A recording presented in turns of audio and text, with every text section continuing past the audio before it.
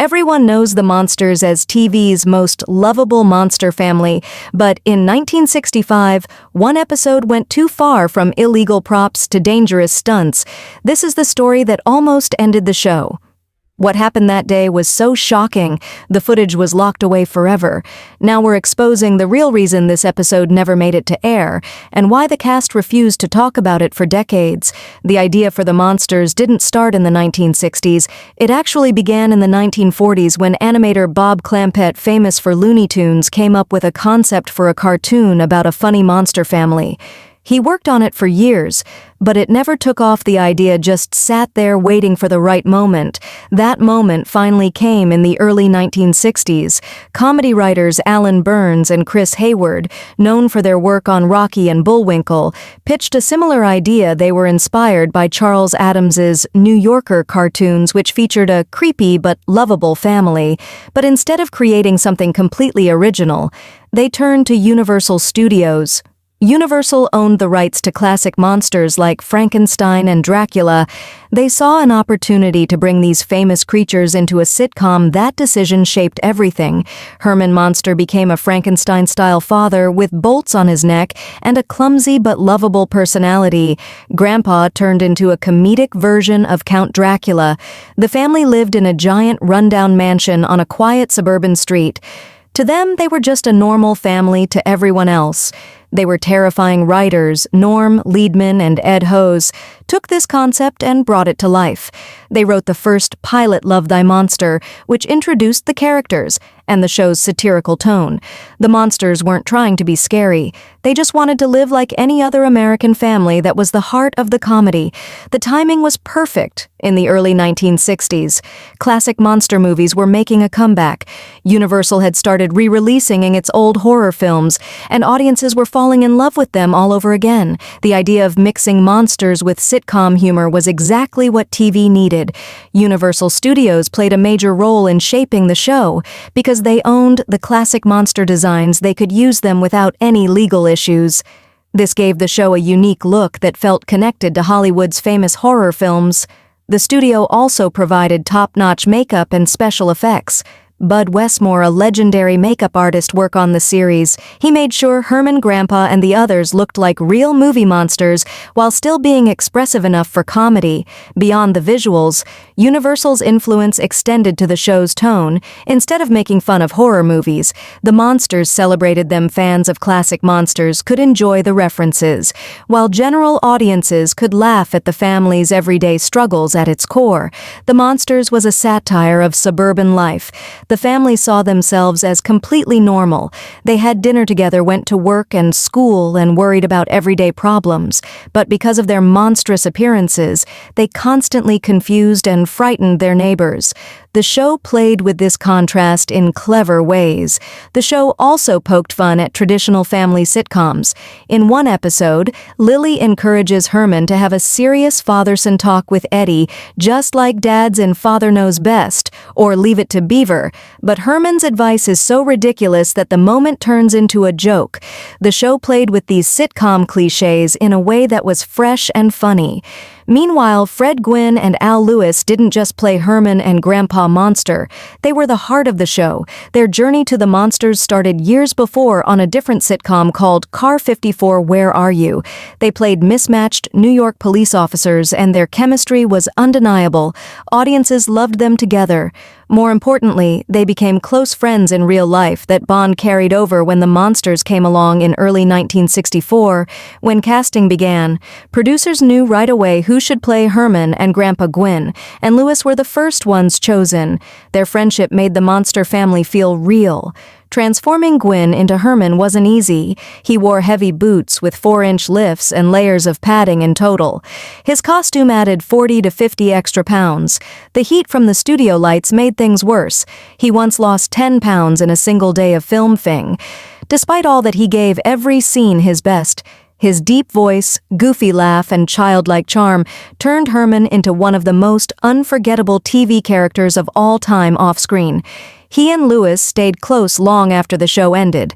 Their friendship was just as strong as what fans saw on television. Not every casting decision was so simple. Originally, the monster matriarch was named Phoebe, and she was played by Joan Marshall, but there was a problem: she looked too much like Morcia Addams from The Addams Family, a competing show that was about to air. Executives worried audiences would mix up the two series, so they decided to make a change. They scrapped the character of Phoebe and replaced her with Lily Monster. That meant finding a new actress, and they chose Yvonne Darcarlo. Darcarlo was famous for dramatic roles she had starred in. The Ten Commandments and other serious films. Fred Gwynne and Al Lewis weren't happy at first. They weren't sure she could handle the comedy, but Darcarlo proved them wrong. She was given one simple direction: play Lily, like a classic 1950s housewife, just with a gothic twist. She understood exactly what to do. Her elegance and charm balanced out Herman's goofy nature. Within no time, she became an essential part of the Monster family. Butch Patrick, who played Eddie Monster, wasn't the first actor cast in the role. In the original unaired pilot, Eddie was played by Nate Happy Durman. That version of Eddie was a bratty, a troublemaker. It didn't fit with the show's lighthearted feel, so they made a change when Patrick stepped in. He gave Eddie a more lovable personality. He was mischievous but never mean. That made him more relatable to young viewers, which helped the show connect with families. For Patrick, The Munsters was more than just a job. It was a huge part of his childhood. Working with Gwynne Lewis taught him important lessons about acting. He has spoken fondly about those years, remembering how much fun it was to be on set, even after the show ended. He carried those memories with him. The role of Marilyn Monster also changed early on. At first, she was played by Beverly Owen, but she left after 13 episodes. She had never wanted to take the role in the first place. She had been tricked into signing a contract and felt miserable on set. Sometimes she even left in tears. Eventually, she found a way to break her contract, and producers had to find a replacement. That's when Pat Priest stepped in. Priest fit in perfectly. Marilyn was the only monster who looked like a typical young woman, but she never saw her family as strange to her. They were completely normal. That contrast made for some great comedic moments. Her presence also helped balance the show, giving viewers someone to relate to. Over time, Priest built strong connections with her co-stars, and her version of Marilyn became just as memorable as the rest of the monsters. Meanwhile, the Monster House at 1313 Mockingbird Lane wasn't just a setting, it was a character in its own right. The house looked like something straight out of an old horror film, but it had a charm that made it feel like a real home. Its design took inspiration from Victorian-era mansions, especially the ones in San Francisco, but it had a darker, spookier look to match the owner's monster heritage. The exterior of the house was actually a combination of a real building and a Hollywood set. Universal Studios had a backlot house that was modified to become the monster's home. The interior was built on a soundstage where every detail was carefully designed. The grand staircase, the dusty chandeliers, and the basement laboratory all played a role in the show's humor. The house had secret passages and hidden rooms that often became part of the story. Sometimes Herman would accidentally smash through a wall. Other times, Grandpa's experiments would go horribly wrong in the basement. The show's connection to Universal's classic horror films was obvious. Many details in the house were inspired by movies like Frankenstein and Dracula. The influence of these films made the house feel like a perfect mix of spooky and silly. It looked haunted, but it was never actually scary. The behind-the-scenes work on the monsters was just as challenging as what appeared on screen.